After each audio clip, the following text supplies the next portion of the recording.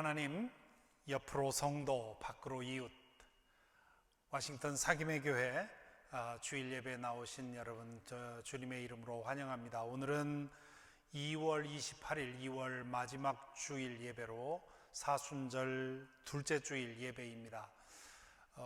어디에 어떤 형편으로 있든 여러분이 선자리가 성소가 되어서 함께 주님을 높이고 또한 주님의 음성을 듣는 그런 귀한 시간이 되기를 기도합니다. 이제 함께 일어나셔서 주기도송으로 주님 높이십시다.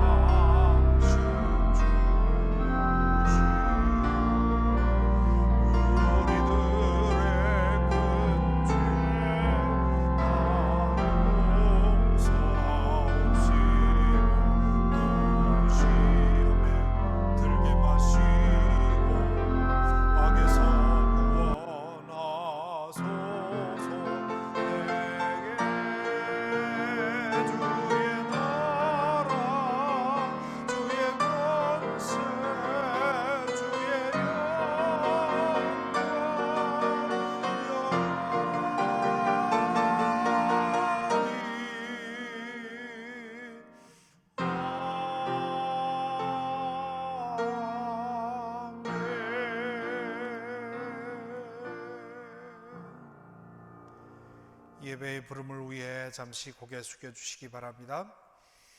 여호와여, 주께서 나를 살펴보셨으므로 나를 아시나이다. 주께서 내가 앉고 일어섬을 아시고 멀리서도 나의 생각을 밝히 아시오며 나의 모든 길과 내가 눕는 것을 살펴보셨으므로 나의 모든 행위를 익히 아시오니 여호와여, 내 혀의 말을 알지 못하시는 것이 하나도 없으시니이다. 내가 주의 영을 떠나 어디로 가며 주의 앞에서 어디로 피하리이까? 내가 하늘에 올라갈지라도 거기 계시며 수월에 내 자리를 펼지라도 거기 계시나이다. 내가 새벽 날개를 치며 바다 끝에 가서 거주할지라도 거기서도 주의 손이 나를 인도하시며 주의 오른손이 나를 붙드시리이다. 하나님이여, 나를 살피사 내 마음을 아시며 나를 시험하사 내 뜻을 아옵소서. 내게 무슨 악한 행위가 있나 보시고 나를 영원한 길로 인도하소서. 아멘. 개회 찬송 10장 전능왕 오셔서 부르겠습니다.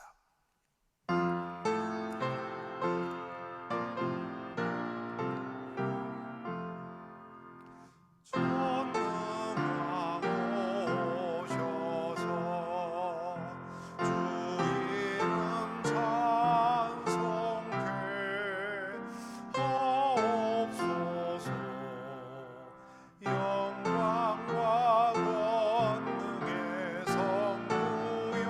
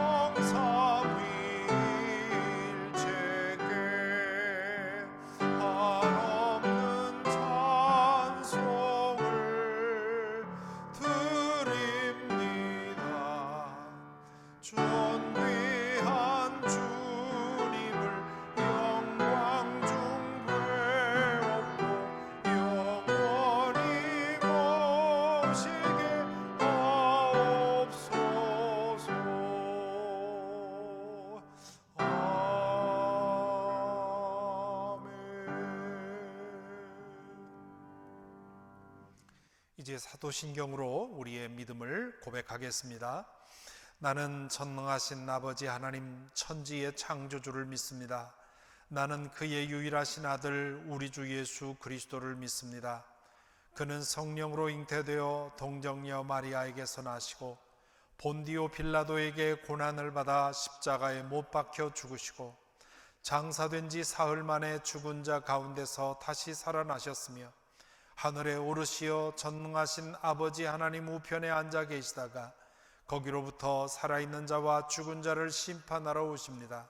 나는 성령을 믿으며 거룩한 공교회와 성도의 교제와 죄를 용서받는 것과 몸의 부활과 영생을 믿습니다. 아멘. 자리에 앉으시기 바랍니다. 이 시간 함께 기도드리겠습니다. 조용히 눈을 감고 주님을 우러릅니다. 주님의 영원한 나라를 생각합니다.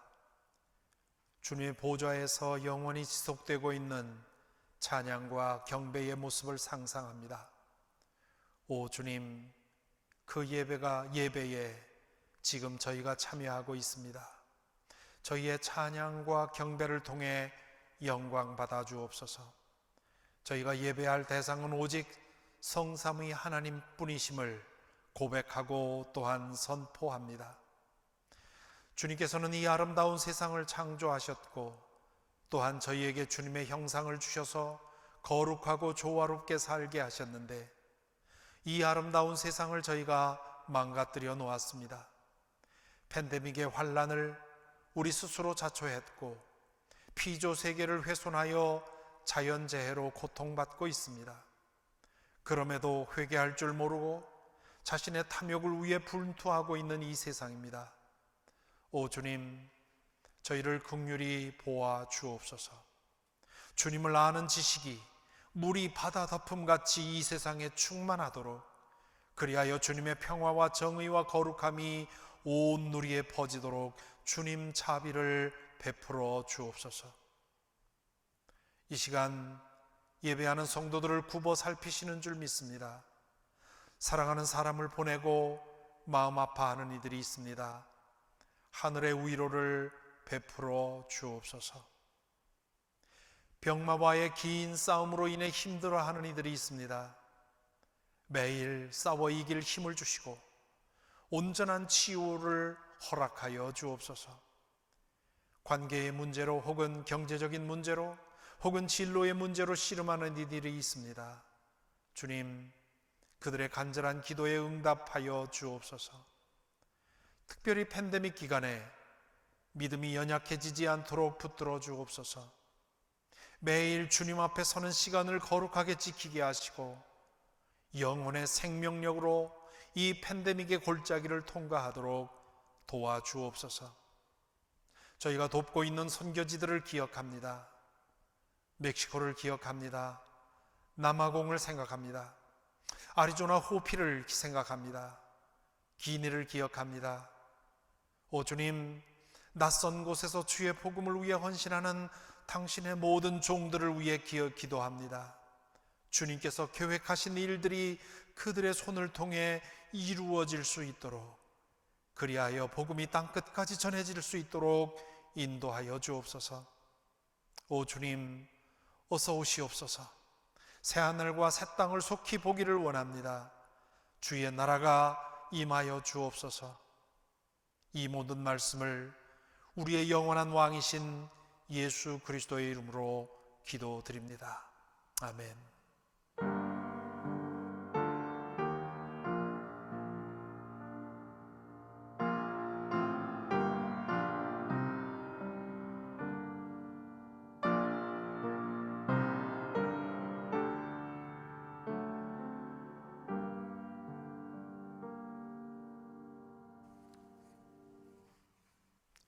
오늘 우리에게 주시는 하나님의 말씀은 베드로전서 3장 18절부터 22절까지입니다. 스크린에 이 말씀이 나와 있기는 하지만 오늘 성경을 펴놓으시고 설교를 들으면서 계속 확인할 수 있도록 성경을 펴시기 바랍니다. 베드로전서 3장 18절부터 22절.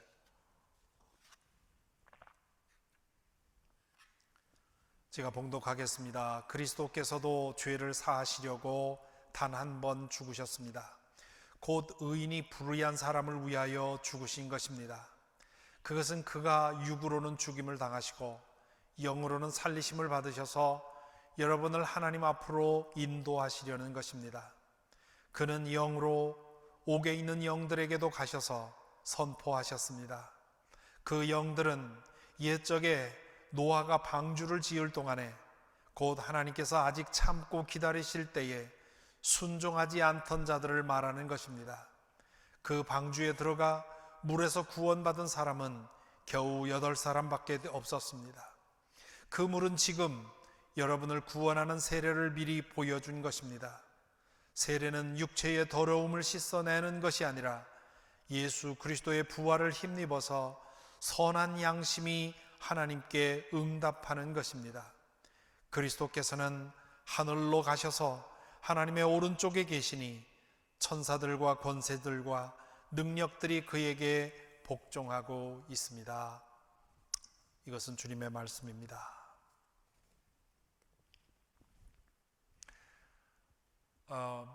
얼마 전에 화성 탐사선 Perseverance호가 화성에 안착했지요. 아마 이 먼지를 날리면서 이 Perseverance호가 화성에 착륙하는 모습을 보시고 또 화성에서 부는 바람의 소리도 많은 분들이 들으셨을 것 같습니다. 인간의 능력은 참으로 놀랍습니다. 어떻게 가보지도 않은 그 먼 거리에 있는 화성의 상태를 관측과 추론을 통해서 알아내고 그 기후에 맞는 인공위성과 기계를 만들어낼 수 있다는 말입니까? 과연 화성에는 생명체가 살 수 있을까라는 이 질문을 이번 이 Perseverance호가 풀어낼 수 있을지 궁금합니다. 현대판 돈키호테라고 하는 테슬라의 일론 머스크는 2050년까지 화성에 100만 명의 사람들을 이주시켜서 살게 하겠다고 하는 야심찬 계획을 가지고 있습니다. 이 미래학자들은 2050년을 아주 중요한 터닝 포인트로 생각을 합니다. 2050년이면 제가 92세 되는 해인데요. 이때까지 제가 두고 볼 수 있을지 모르겠습니다만은 이 2050년이 되면 유발 하라리 같은 사람은 이 인간의 수명이 거의 영생할 정도로 이 수명이 길어질 거라고, 인간이 거의 불멸의 존재가 될 거라고 예상을 합니다. 또 이 테슬라의 사장인 일론 머스크는 100만 명을 화성에 이주시키겠다고 얘기를 하고요. 또 반대로 환경학자들은 2050년이 되면 이 지구는 인간이 더 이상 살 수 없는 그 환경 파괴로 인해서 그런 세상이 될 수 있을 거라고 얘기를 합니다. 지금까지 인간의 노력의 초점은 두 가지였습니다. 하나는 우리를 에워싸고 있는 이 공간의 한계를 넘어설 수 없을까? 그래서 50년 전에는 달에 착륙을 했고요. 이제 50년 후에 화성에 인공위성을 보내게 되었습니다.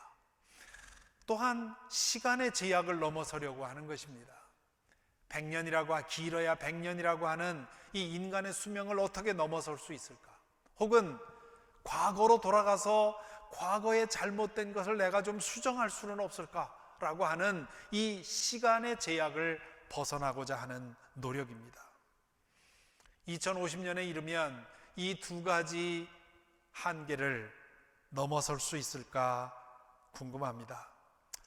알고 보면 이 모든 노력은 이 한계 안에서 몸부림치는 것이지요. 우리가 화성으로 이주한다 한들 거기에는 공간의 제약이 없습니까? 또 인간의 그 의학과 과학 문명으로 인간의 수명을 늘린다 해도 이 시간의 한계 안에 있는 것은 변함이 없습니다. 이 시간과 공간의 한계를 넘어서는 진정한 방법이 있습니다. 그것이 바로 믿음입니다. 믿음은 우리가 갇혀 있는 이 시간과 공간의 한계를 뛰어넘는 차원에 눈뜨는 것이지요. 그 하나님 나라를 경험하는 것입니다. 그리고 죽은 후에 그 하나님의 차원으로 옮겨가는 것이고요. 마지막 날에 그 하나님의 나라가 이 모든 우리가 살고 있는 이 우주를 삼켜서 모든 것을 변모하는 새하늘과 새 땅을 소망하는 것이 우리의 믿음입니다. 오늘 읽은 본문에 보면 베드로 사도가 한 말 중에 아주 이해하기 어려운 말씀이 나옵니다. 지난주 우리는 18절 한 절을 보았는데요, 거기서 이렇게 말씀하시지요. 성경 보시기 바랍니다. 18절에 보면 그리스도께서도 죄를 사하시려고 단 한 번 죽으셨습니다. 곧 의인이 불의한 사람을 위하여 죽으신 것입니다.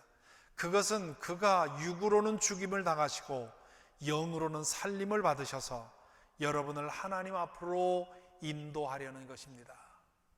예수께서 십자가에서 죽으심으로 이루신 일들을 설명을 하는 것이지요. 그렇게 말한 다음에 19절에서 이렇게 말합니다. 그는 영으로 옥에 있는 영들에게도 가셔서 선포하셨습니다. 그는 영으로, 여기서 그는 예수님을 말하는 거죠. 영으로 옥에 있는 영들에게도 가셔서 선포하셨습니다. 이게 무슨 말일까? 종교개혁자 마르틴 루터는 성경을 주석하면서 이 19절에 대해서 뭐라고 하느냐 하면, 솔직히 나는 베드로 사도가 무슨 말을 하려고 하는지 알지 못한다고 아주 자신의 부족함을 선선히 시인을 했죠. 기독교 전통에서 이 3장 16절은 언제나 신비에 갇혀 있는 그런 구절로 인정이 되어 왔습니다. 그런데 가장 유력한 해석은 십자가에서 예수님이 운명하신 후에 부활하시기 이전까지 행하신 일에 대한 언급일 것이라고 봅니다. 예수께서 죽은 자들의 세계로 가셔서, 다시 말하면 과거의 세계로 가셔서, 시간으로 가셔서 복음을 듣지 못하고 죽은 사람들에게 복음을 전했다고 하는 거죠. 예수님에 대해서 자주 하는 질문 중에 하나가 있습니다. 그게 뭐냐면, 십자가에서 운명하신 후에 부활하시기 이전까지 예수님은 어떤 상태에 있었을까 하는 질문입니다. 왜 이런 질문을 하느냐 하면, 예수님이 하나님의 아들이시란 말이죠. 하나님이시란 말이죠. 그렇다면 그분은 영원한 분입니다. 죽었다 살았다 할 수 있는 분이 아니지요. 그러므로 십자가 위에서 육신은 죽었어도 그분의 영은 계속 살아 있어야 마땅합니다. 그렇다면 부활하시기 이전까지 그분의 영은 무엇을 하셨느냐 하는 질문은 당연히 할 수 있는 질문이지요. 베드로전서 3장 19절의 말씀은 바로 이 질문에 대해서 대답을 준 것이라고 해석을 하는 것입니다. 그 기간 동안에 예수님이 죽은 자들의 세계에 가서 복음을 전했다는 것이지요. 우리 사도신경에 보면 우리말로 번역된 사도신경과 영어로 된 사도신경을 비교하면 한 문장 빠진 문장이 있습니다. 우리 사도신경에는 본디오 빌라도에게 고난을 받아 십자가에 못 박혀 죽으시고 장사된 지 사흘 만에 죽은 자 가운데서 다시 살아나셨으며, 이렇게 되어 있는데요, 영어의 그 원문을 보면 He suffered under Pontius Pilate, was crucified, dead and buried. 이거 우리 사도신경에 있는 겁니다. 그리고 그 다음 문장이 빠져 있습니다. 그 다음 문장이 뭐냐면 He descended into hell, 이렇게 되어 있습니다. 지옥으로 내려가셨다. 이 헬이라고 하는 단어는 최근에는 영어권에서 the dead라는 말로 바꿨습니다. He descended to the dead, 죽은 사람들에게 내려가셨다, 그렇게 되어 있는 거죠. 왜 우리말 성경에서는, 사도신경에서는 이 구절을 뺐을까? 그 이유는 이 고백의 근거가 되는 성경 구절이 오늘 읽은 베드로전서 3장 19절 한 절밖에 없기 때문입니다. 한 절밖에 없어도 그것이 진리를 담고 있으면 그대로 보존해야 되죠. 해석에 난점이 있다고 해서 제거하는 것보다는 그냥 두는 것이 더 좋습니다. 그러나 맨 처음에 사도신경을 번역할 때, 우리말로 번역할 때 그걸 뺀 이후에 아직도 그거 없는 사도신경을 우리는 고백하고 있죠. 베드로 사도는 계속해서 3장 20절에서 이렇게 말을 있습니다. 보십시오. 3장 20절 이렇게 말합니다. 그 영들은 옛적에 노아가 방주를 지을 동안에 곧 하나님께서 아직 참고 기다리실 때에 순종하지 않던 자들을 말하는 것입니다. 옥에 있는 영들은 노아 시대의 홍수로 인해서 죽은 사람들을 가리킨다는 뜻입니다. 여기 선포하셨다라는 말에 사용된 헬라어 케리소라는 말은 예수님이 전도하실 때 사용한 또 같은 단어입니다. 왜 베드로 사도는 노아 시대의 홍수로 인해서 죽은 사람들을 언급하고 있을까? 예수님 당시에, 아니 그 이전에도 노아의 홍수 이야기는 성경에만 있는 것이 아니라 당시의 지중해 연안의 전설과 민담 가운데 자주 나타나는 이야기였습니다. 그러니까 이 홍수 이야기는 기독교에만 있는 것이 아니라, 우리 구약 성경에만 있는 것이 아니라 그 당시에 여러 민족들에게 널리 퍼져 있던 그 이야기 중에 하나입니다. 그런데 이 홍수가 끝난 후에 노아가 지은 방주가 머물렀던 산이 아라랏산이라고 우리 성경에 되어 있는데, 창세기에 나와 있는데요, 그 아라랏산이 터키에 있습니다. 지금 베드로 사도가 이 베드로 전서를 써서 보낸 그 지역이 바로 이 아라랏산이 있는 터키 지역입니다. 따라서 그 지역에 살던 신자들, 예수 그리스도의 복음을 듣고 그 복음을 받아들여서 우리가 예수 그리스도의 그 보혈로 구원을 받았다고 믿는 사람들에게 한 가지 질문이 있었던 겁니다. 그 질문이 뭐냐 하면, 노아 시대에 홍수로 인해서 죽은 사람들 가운데 물론 죄를 지어서 심판받기에 충분한 사람들도 있었지만 선량한 사람들도 있었던 것이지요. 복음을 믿어야만 구원받는다면, 그렇다면 노아의 홍수로 인해서 희생당한 그 선량한 사람들은 그러면 억울하지 않느냐? 그 사람들까지 구원받지 못한다면 하나님이 정의롭지 못한 거 아니냐? 공의롭지 못한 거 아니냐? 이런 질문이 있었던 것이지요. 복음은 언제나 이와 같은 유사한 질문을 제기합니다. 아마 여러분 중에도 전도해 보신 분들이라면 그 전도 대상자들로부터 이런 질문을 받았을 겁니다. 아마 여러분도 그런 질문을 해보셨을지 모르고요. 만일 예수 그리스도의 복음을 믿어야만 구원받는다면 복음을 듣지 못하고 죽은 옛날 사람들은 어떡하느냐? 그들 중에 선하고 의롭게 산 사람들 많이 있을 텐데 그 사람들도 그러면 멸망당하느냐? 세종대왕은 구원받았느냐? 이순신 장군은 구원받았느냐? 임진왜란 때 나라를 지키기 위해서 희생당한 그 무고한 백성들은 그러면 어떻게 되는 거냐? 이런 질문 아마 여러분도 해보셨을 거고 들어보셨을 겁니다. 베드로가 이 편지를 쓸 때 이 편지를 받아 읽는 사람들이 그런 질문을 하고 있었던 것이지요. 노아의 홍수 때 희생된 사람들은 그러면 복음을 듣지 못했다고 해서 그 선량한 사람들이 다 그냥 멸망당했다면 이거 하나님이 과연 정의로우시냐? 이런 질문을 하는 것이지요.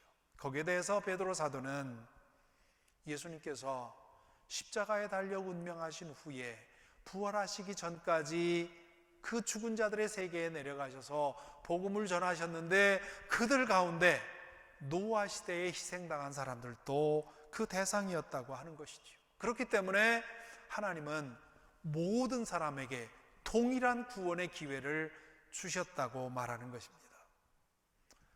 베드로가 이 사실을 어떻게 알았을까요? 아마도 부활하신 주님께서 승천하시기 전에 베드로에게 말해주지 않았을까 싶습니다. 아마 지금 이 말씀을 듣고 어떤 분들은 저 목사가 전설 같은 얘기하고 있네, 혹은 동화 혹은 신화 같은 얘기하고 있는가, 이런 생각하실지 모르겠습니다. 과거에는 그렇게 생각을 했죠. 과거에는 과거로 돌아가서 무슨 일을 한다고 하는 것이 말도 안 되는 이야기처럼 들렸습니다. 하지만 아인슈타인 이후의 현대 물리학은 우리가 아는 시간관념에 대해서 새로운 사실을 밝혀내고 있습니다. 유튜브에 가셔서 이 시간에 대한 그런 영상들을 보면 오늘날 탑 클래스의 물리학자들이 시간에 대해서 강의한 영상들이 많습니다. 저도 시간과 영혼에 대한 관심이 많기 때문에 이것들 중에 몇 개를 보고 이해하려고 애를 쓰는데요, 저 같은 인문학도로서는 도무지 이해할 수가 없습니다. 하지만 그 자세한 내용은 이해할 수 없지만 적어도 큰 골격은 이해할 수 있습니다. 현대 물리학이 시간에 대해서 말하는 요점은 지금 우리가 경험하는 시간, 과거에서 현재로, 현재에서 미래로 일직선으로 흘러가는 이 시간의 흐름은 착각이요 환상이라는 겁니다. 우리는 과거는 이미 지나갔다고 생각하지만 실은 과거도 그대로 있다는 겁니다. 다만 우리가 그것을 보지 못할 뿐이라는 거죠. 미래는 아직 오지 않은 것이 아니라 미래는 이미 일어난 일이라는 거예요. 다만 우리가 그 미래를 보지 못하고 있기 때문에 우리가 그걸 알지 못하는 것이지요. 왜 우리는 이 시간에 대해서 이렇게 착각하고 살까? 1차원 시간의 한계 안에 묶여 있기 때문입니다.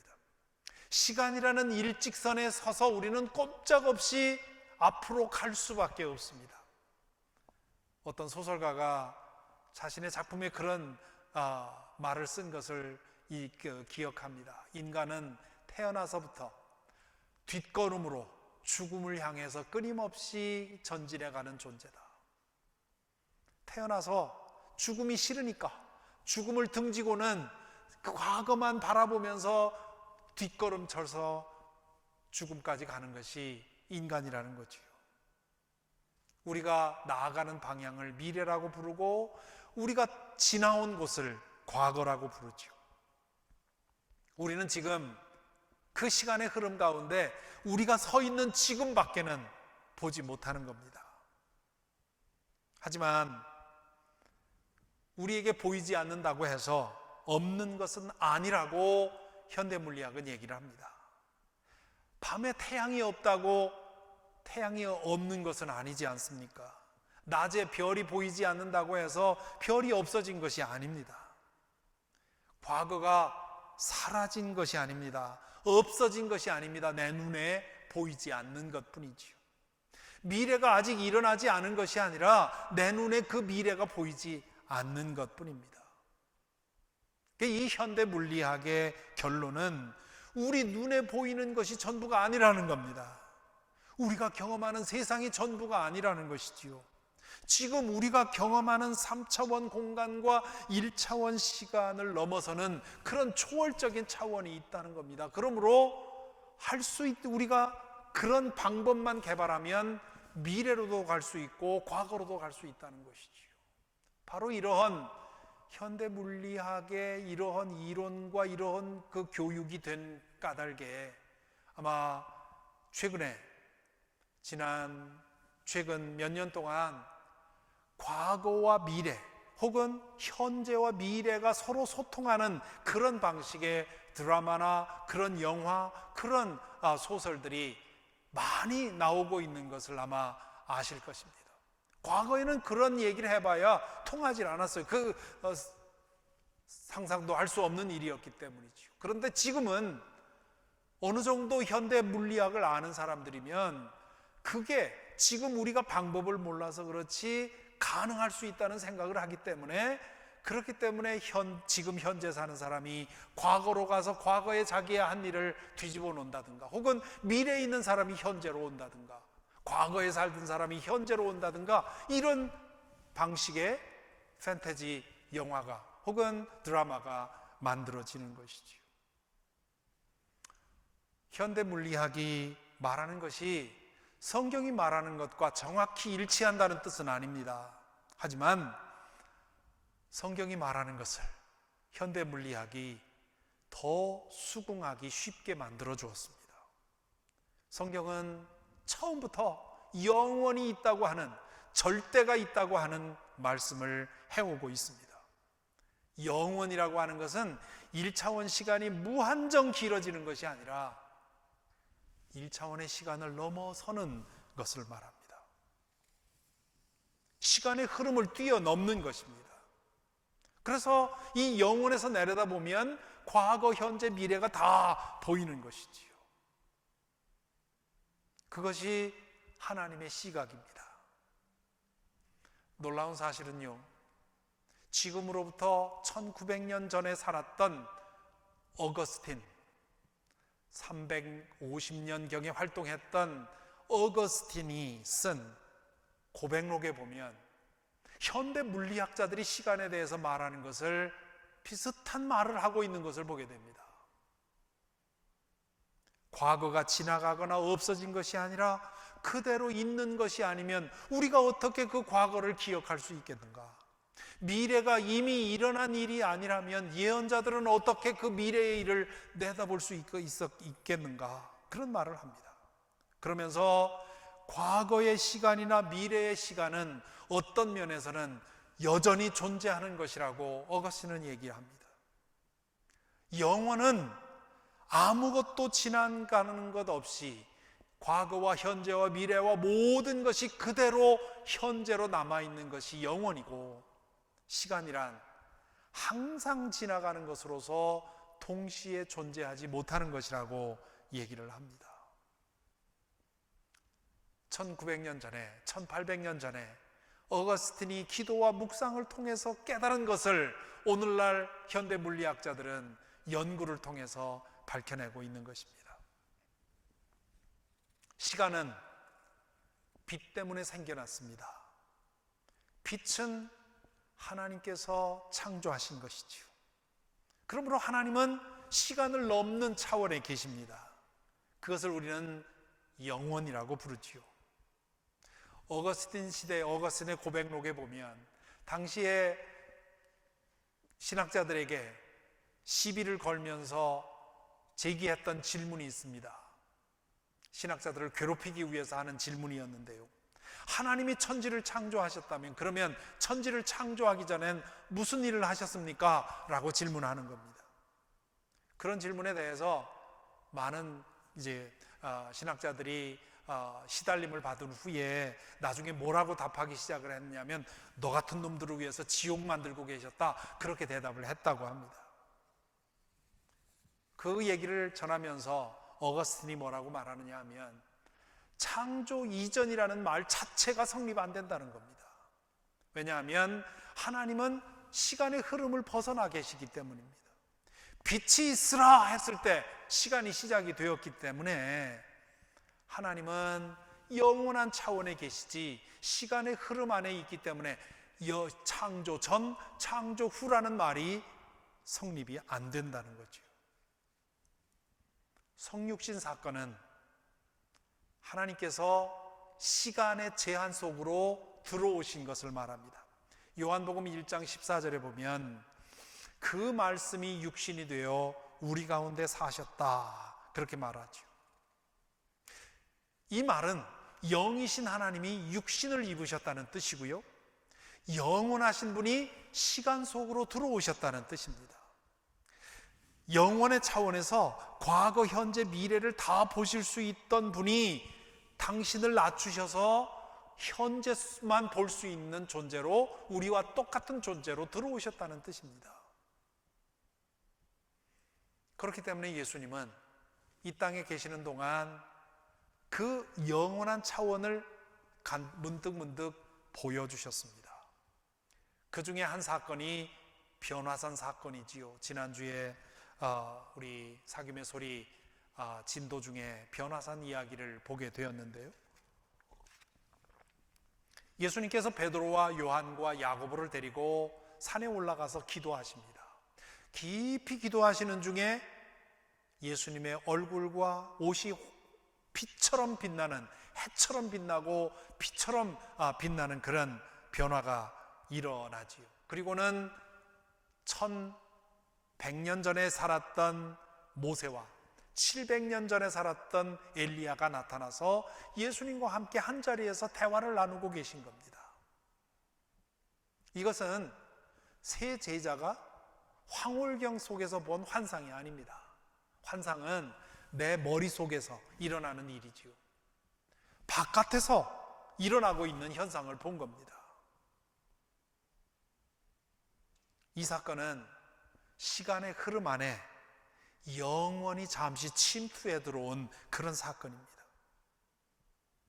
영혼의 차원에서는 과거와 현재와 미래가 동시적인 사건입니다. 그러니까 1100년 전에 있었던 모세와 700년 전에 살았던 엘리야와 예수님이 같은 자리에서 대화하고 있었던 것이지요. 이 사건 후에 예수님이 산에서 내려오면서 세 제자에게 뭐라고 당부하시는지 아십니까? 인자가 죽은 자라 사람들 가운데서 살아날 때까지 아무에게도 말하지 말라고 했습니다. 왜 그랬을까요? 예수님이 죽은 자들 가운데서 부활하셔서 하나님 나라가 정말 있다고 하는, 영원한 차원이 있다고 하는 사실을 알지 못하면 지금 이 변화산에서 일어난 사건은 전혀 이해할 수 없기 때문입니다. 그러므로 부활한 후에 제자들이 다 부활을 믿고, 부활로 인해서 하나님 나라를 믿고, 그거로 인해서 영원한 차원을 믿게 되면 그때 얘기해 주라고 얘기를 합니다. 뿐만 아니라 예수님은 이 영원한 차원에 계시다는 사실을 말씀을 통해서 또 드러내 보여주십니다. 마태복음 22장 32절에 보면 부활에 대한 말씀을 하십니다. 그 부활에 대한 말씀을 하시면서 예수께서 이렇게 말씀하시지요. 하나님께서는 나는 아브라함의 하나님이요 이삭의 하나님이요 야곱의 하나님이다 하고 말씀하셨다. 하나님은 죽은 사람들의 하나님이 아니라 살아있는 사람들의 하나님이다. 이 말씀은 하나님에게는 아브라함도 이삭도 야곱도 죽은 사람이 아니라는 말입니다. 왜냐하면 과거는 하나님에게 여전히 살아있는 현재이기 때문입니다. 하나님에게는 과거도 미래도 모두 현재입니다. 그러니까 제 하나님께는 저의 증조 할머니도 저의 할머니도 저의 어머니도 지금 살아계시다는 말입니다. 요한복음 8장에 보면 예수님과 유대 사람의 논쟁이 나옵니다. 예수님이 유대 사람들에게 이렇게 말씀하십니다. 너희 조상 아브라함은 나의 날을 보리라고 기대하며 즐거워하였고 마침내 보고 기뻐하였다. 그렇게 얘기를 합니다. 그러자 유대 사람들이 뭐라고 답하느냐 하면, 아니 당신은 나이가 50도 되지 않았는데 아브라함을 보았다는 말이요. 그렇게 얘기를 합니다.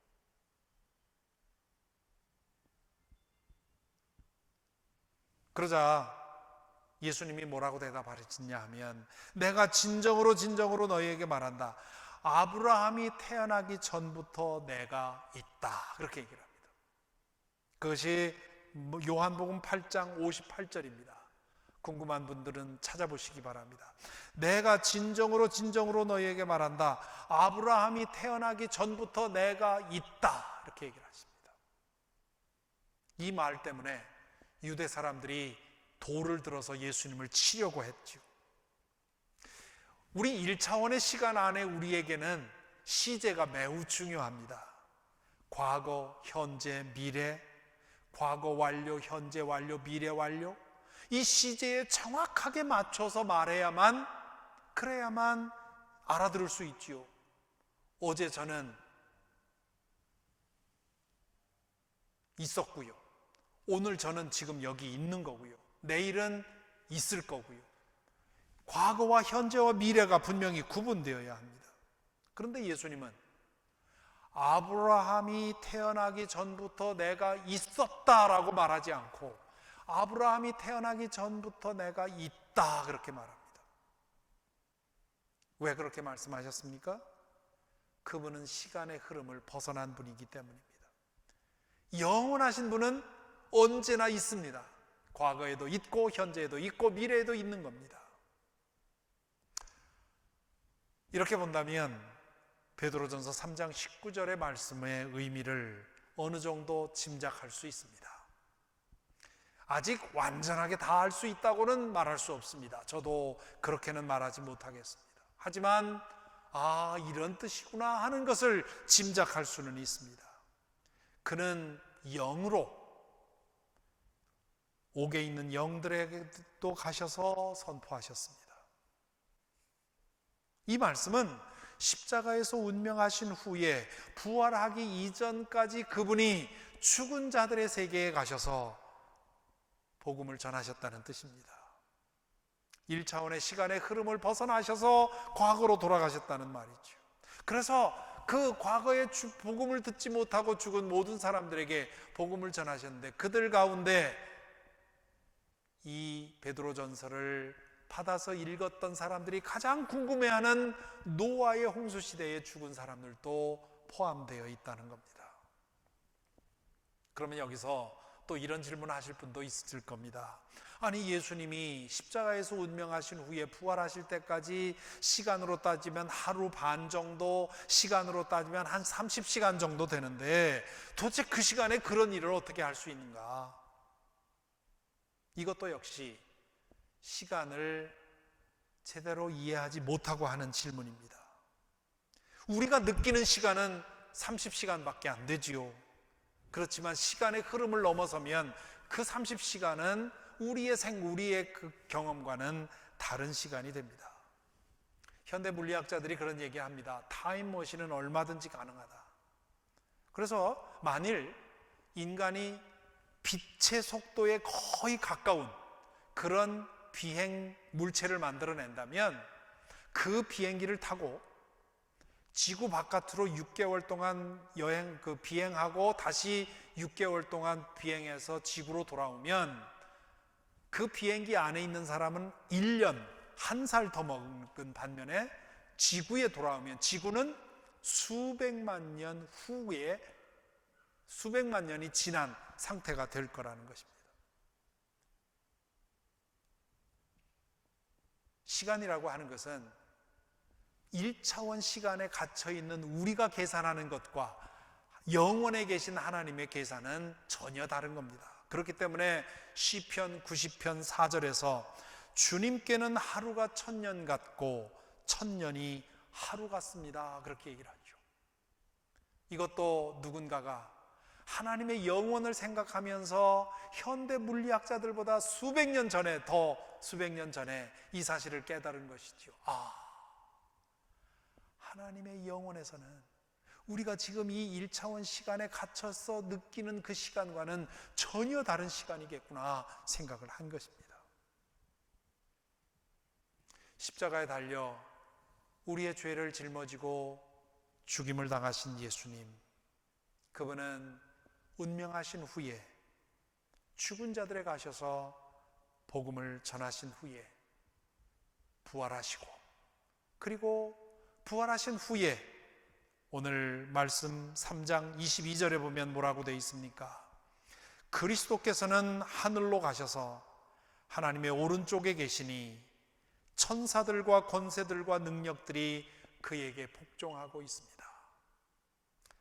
부활하셔서 승천했다고 얘기를 하는데, 승천했다는 말은 어느 다른 공간으로 옮겨가셨다는 말이 아니라 시간 속에 들어오셨던 예수님이 영원의 차원으로 돌아가셨다는 뜻입니다.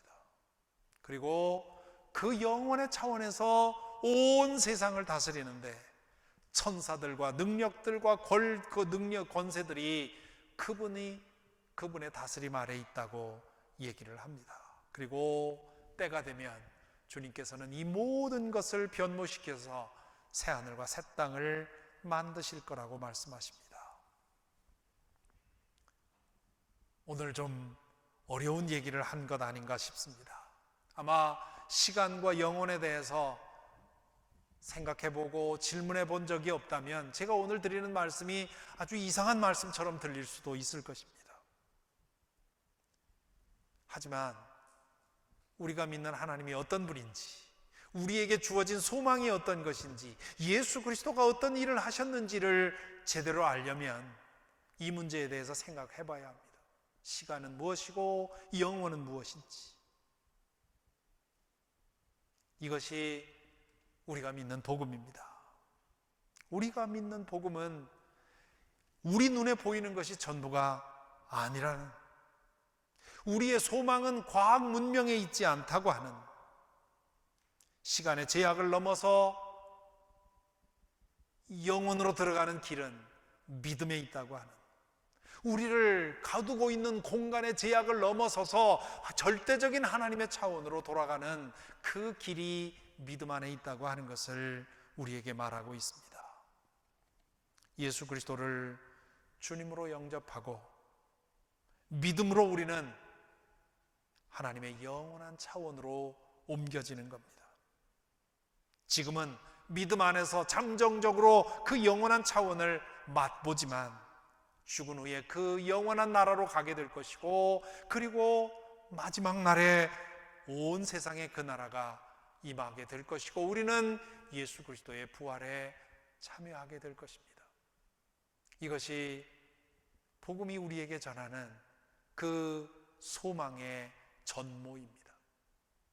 베드로 사도는 이 사실을 교인들에게, 그리스도인들에게 말하면서 이 믿음 위에 서서 지금 이 땅에서 어떤 일을 겪든 두려워하지 말고 설사 죽음 앞에 서서라도 죽음이 끝이 아니라고 하는, 우리는 이미 하나님의 영원한 나라 절대적인 차원으로 옮겨진 존재라고 하는 것 믿고 두려움 없이 살아가라고 하는 그런 말씀을 주십니다.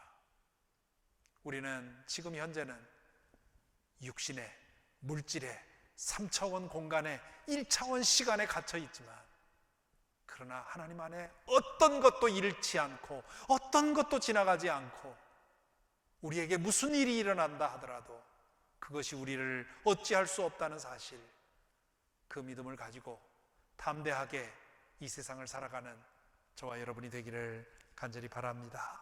기도하겠습니다.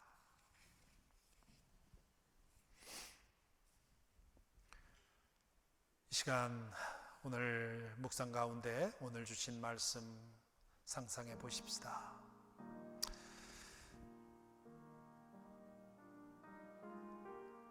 영어 찬양 중에 Only I Can Imagine 이라는 말이 가사가 있습니다. 노래가 있습니다. 하나님 나라를 내가 할 수 있는 것은 오직 상상할 뿐이라 하는 그런 가사인데요, 하나님의 그 영원한 차원, 그 절대적인 차원에 대해서 우리는 오직 상상할 수밖에 없습니다. 그러나 오직 상상할 수밖에 없는 그 차원이 예수 그리스도를 통해 우리에게 열렸고요, 믿음 안에서 우리가 그것을 경험할 수 있고요, 그리고 그것은 결국 우리가 모두 그 차원으로 옮겨갈 것입니다.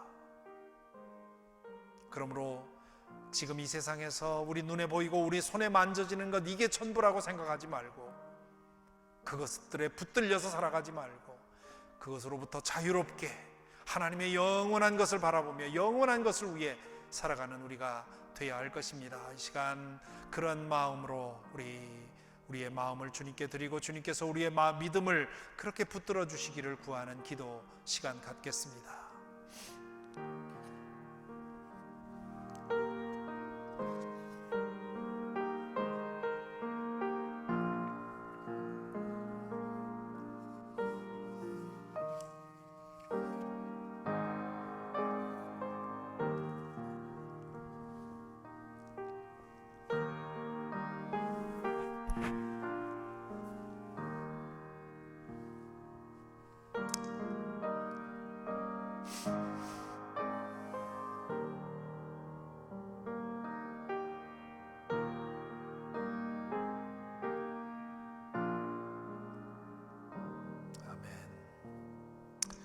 아멘. 이제 함께 일어나셔서 봉헌 찬송 2장 함께 부르겠습니다.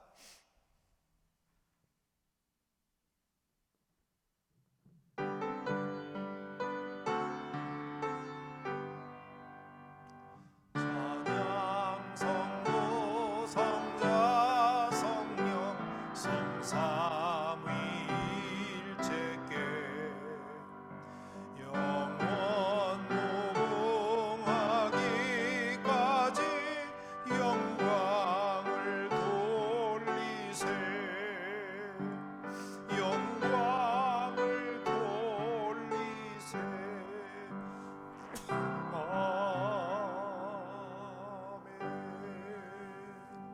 자리에 앉으시기 바랍니다. 이 시간 공동체의 기도를 드립니다.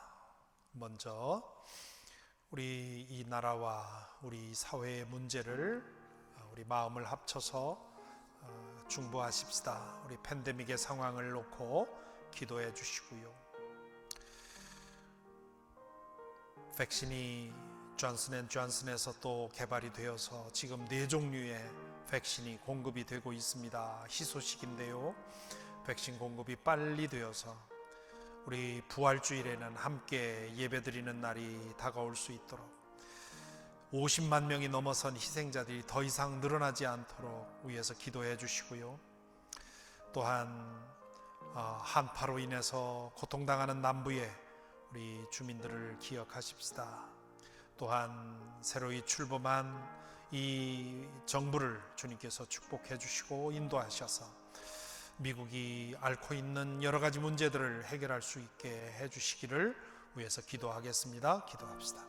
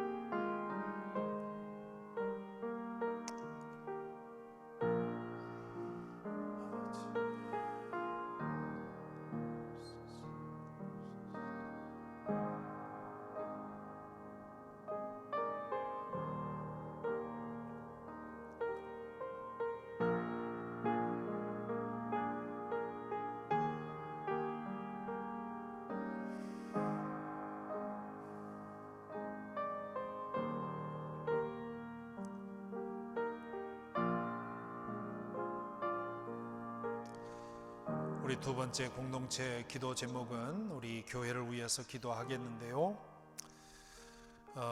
먼저 우리 교회 교우들 가운데 어려움 중에 있는 이들이 있습니다. 이제 키모를 새롭게 시작하는 분도 계시고요.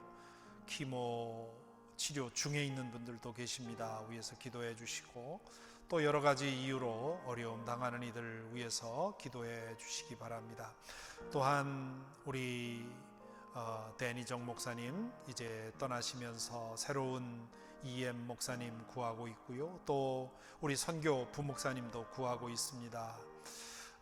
이 과정 중에 주님 다스려 주시고 인도하셔서 온 교우들이 기도하는 가운데 찾기를 원합니다. 여러분 기도에 포함시켜 주시기를 바랍니다. 또한 우리 교회가 다시 대면 예배 드릴 때까지 흩어져 있지만 단단한 공동체로 함께 묶일 수 있도록 우리 교회를 위해 기도하시기 바랍니다. 기도하십시다.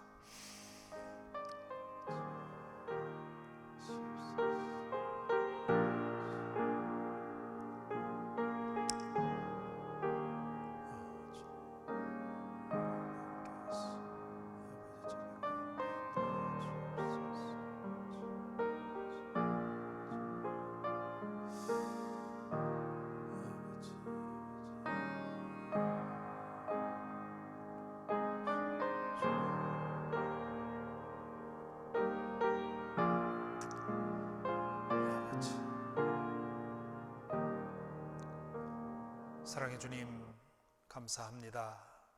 저희들로 하여금 복음을 듣게 하시고 믿게 하시고 복음을 통해 영원하고 절대적인 그 하나님 나라를 바라보게 하시고 그것을 소망할 수 있도록 은혜 주신 것 감사합니다. 오 주님, 우리의 믿음이 이 땅의 것에만 붙들리지 않게 하여 주옵소서. 우리의 믿음이 육신에만 붙들리지 않게 하여 주옵소서. 우리의 믿음을 통해 육신을 벗어나 영혼을 바라보게 하시고 물질을 벗어나 하나님의 영원한 나라를 바라볼 수 있도록 인도하여 주셔서 그 영원한 것에 대한 믿음 가운데 이 땅에서 당하는 어떤 일도 우리를 흔들지 못할 정도의 못할 수 있도록 주님, 그런 믿음으로 살아갈 수 있도록 우리를 붙드시고 인도하여 주옵소서. 주님, 흩어져 있지만 주여 이 교회를 주님께서 붙들어 주셔서 주님의 몸으로 한 마음 되게 하여 주시고 단단히 단결될 수 있도록 주여 인도하여 주셔서 하나님께서 교회를 통해 이루고자 하시는 일들이 이루어지는 역사가 끊임없이 일어나도록 인도하여 주옵소서. 오늘도 주님, 마음과 물질과 정성과 시간을 주님께 바치려는 결단을 가지고 주님 앞에 헌신하며 기도합니다. 주님, 받아주시고 주의 영광을 위하여 사용하여 주옵소서. 우리 주 예수 그리스도 이름으로 기도하옵나이다. 아멘. 오늘 결단 찬송은 235장 보아라 즐거운 우리 집 함께 일어나셔서 부르시겠습니다. 댁에 계시지만 우렁차게 여러분 가정의 구석구석에 찬송이 울리도록 그렇게 찬송하십시다.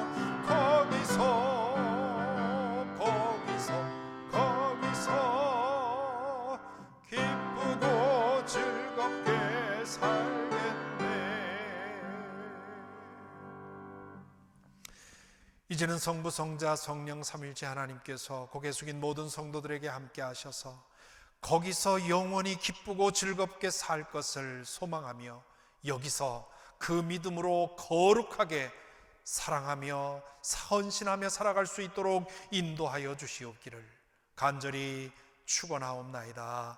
아멘.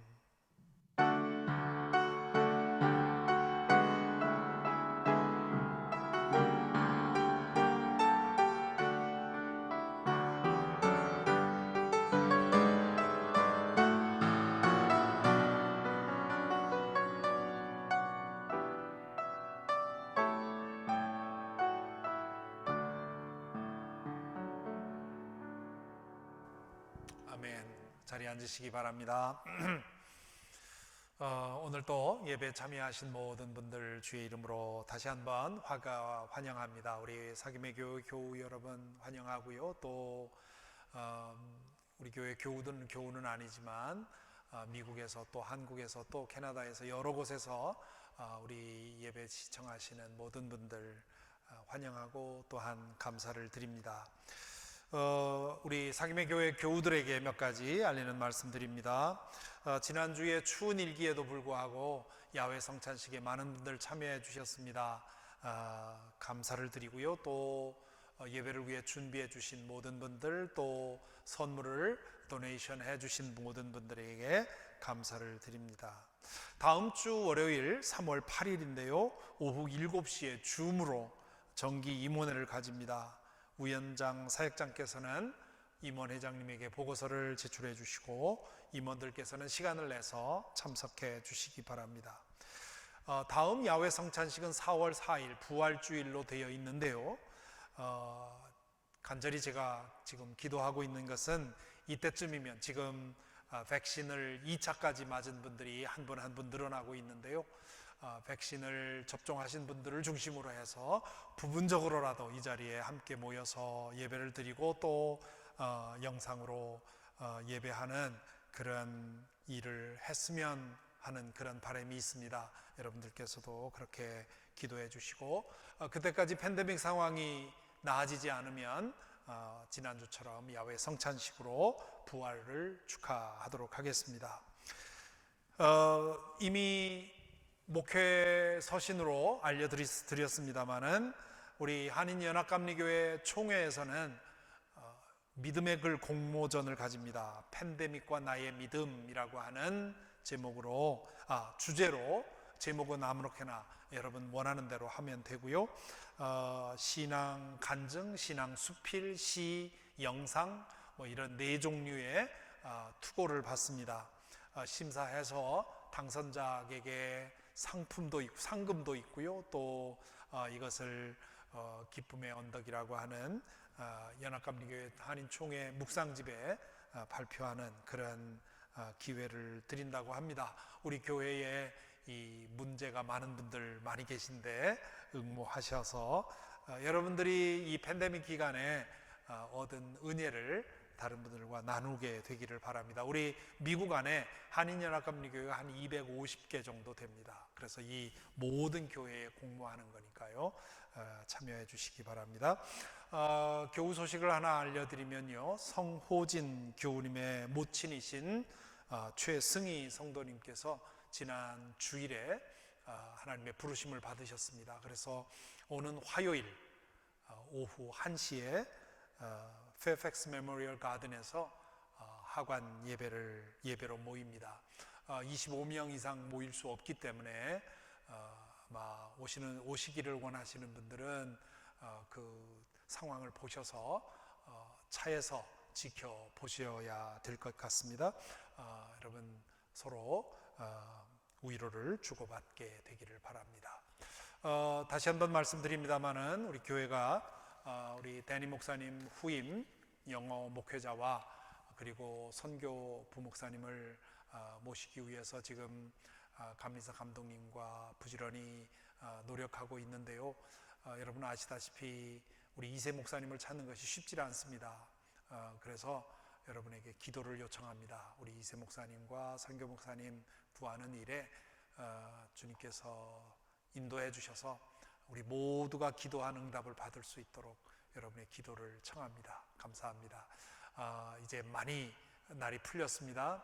봄과 같은데요, 이 한 주간 따뜻하게 잘 지내시기 바랍니다. 감사합니다.